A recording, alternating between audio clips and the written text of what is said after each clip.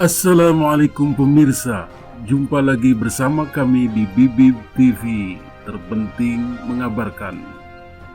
Pemirsa, kaum habaib Ba'alawi ternyata semakin membabi buta dan kehilangan akal sehatnya dalam membela dan memperjuangkan ketersambungannya dengan Nabi Muhammad SAW.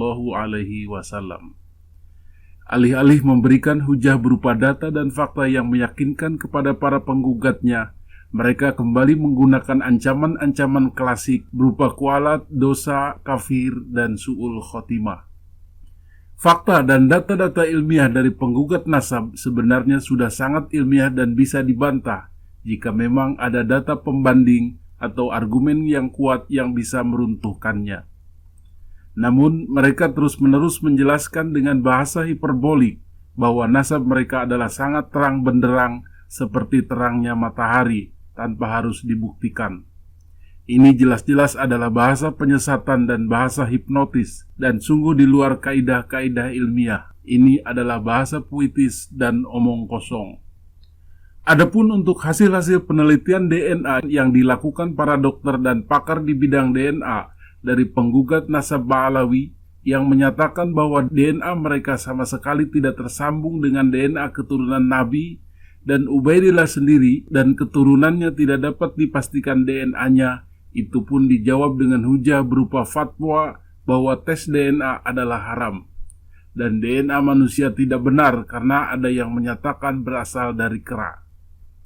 Mereka tidak bisa membuktikan bahwa Ubaidillah itu ada dan memiliki DNA, namun berdalih bahwa Ubaidillah itu ada dan berketurunan, namun menolak tes DNA dan analisa nasab yang tidak menyambungkannya. Salah satu yang kehilangan akal dan membabi buta dalam menyelamatkan nasab Ba'alawi dengan cara doktrin adalah Ustadz Jamal Ba'agil, yaitu yang memberikan ancaman kepada para penggugat nasab yang terus-menerus mempertanyakan dan menggugat keabsahan nasab mereka kepada Nabi Muhammad SAW, bahwa mereka akan mati dalam keadaan su'ul khotimah atau mati terkutuk. Dia mengatakan, saya khawatir mereka itu nanti kalau mereka tidak merubah keyakinannya kualat dengan ribuan aulia Allah. Di Jambal itu, di zamannya Habib Abdurrahman As-Sagaf itu, aulianya saja ada 10.000 dan semuanya kebanyakan zuriyahnya Ubaidillah. Kalau semua dinafikan dianggap bohong, nasabnya bohong. Kalau mereka tidak bertobat, coba kita lihat saja nanti apakah mereka mendapatkan husnul khotimah atau kebalikannya su'ul khotimah. Sekarang yang terkena fitnah dengan mengatakan bahwa Ubaidillah bin Ahmad bin Isa Muhajir itu, Ubaidillah bin Ahmad bin Isa itu nasabnya nggak ada, terputus. Mereka itu mengaku-ngaku ahlul bait. Hadirin, keturunannya Ubaidillah itu yang aulia banyak, Faqihul Muqaddam dan lain-lainnya itu banyak sekali ya. Termasuk aulia utis'a, termasuk banyak sudah. Maka mereka berani menafikan ya, menafikan nasab mereka, mengatakan bahwa mereka semua itu mengaku-ngaku. Saya khawatir, yang saya khawatirkan adalah ketika mereka menafikan nasabnya para aulia. Wani loh wong-wong itu. Ya kita lihat aja akhiran mereka. Semoga tobat, dapat hidayah. Ya, yang seakan iki sing goblok-goblok kepengaruh dengan omongan-omongan tersebut. Ya, dan nggak cerdas. Karena mungkin punya hati yang kurang baik juga, jadi gampang kepengaruh. Ya, saya khawatir mereka itu nanti kalau nggak merubah keyakinannya, ya kualat dengan ribuan para aulia Allah. Di Zambal itu, di zamannya Habib Abdurrahman As-Sagaf itu, aulianya aja jumlahnya 10.000 dan semuanya itu kebanyakan dzurriyyahnya siapa? Dzurriyyahnya Ubaidillah bin Ahmad bin Isa Al-Muhajir. Nah, kalau semua dinafikan, dianggap bahwa para aulia tersebut semuanya bohong, nasabnya bohong, ya coba aja dilihat, gitu aja. Kita lihat aja. Ya. Saya berharap mereka taubat. Cuman kalau mereka masih nggak mau taubat, ya sudah kita lihat aja akhirannya. Ya. Apakah nanti mereka mendapatkan husnul khatimah atau kebalikannya su'ul khatimah. Namun, dalam kenyataannya sumpah atau ancaman Ba'alawi itu hanya omong kosong. Di zaman dahulu pun para keturunan Ba'alawi ini pernah menantang bersumpah atau bermubahalah dengan Gus Dur.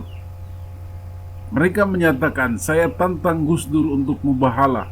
Gus Dur silahkan ajak anak dan istrinya. Saya akan ajak anak dan istri saya. Kita bersumpah di hadapan Allah, siapa yang benar diberkahi Allah, dan siapa yang salah di antara kita dikutuk, dilaknat, dan mati dalam keadaan hina. Itulah tantangan mubahalah dari seorang keturunan Ba'alawi untuk Gus Dur radhiyallahu anhu.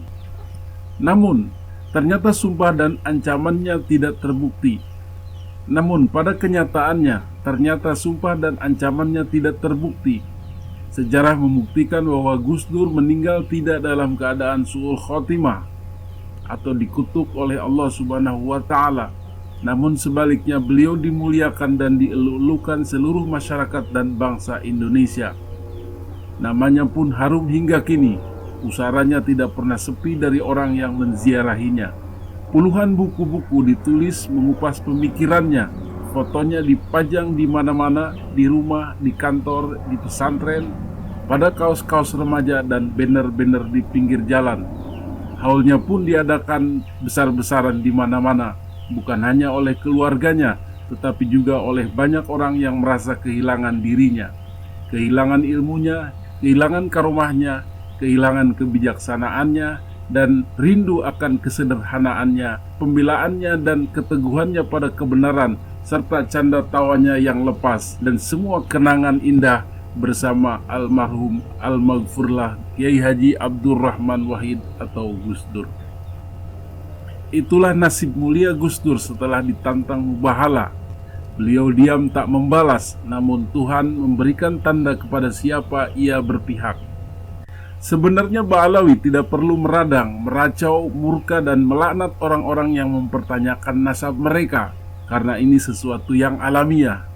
Sebuah kewajaran jika orang bertanya tentang kesohihan nasabnya, apalagi Nabi Muhammad SAW adalah milik semua umat, bukan milik Ba'alawi saja. Orang-orang seperti Ustadz Jamal tidak perlu panik, marah, dan melaknat orang-orang.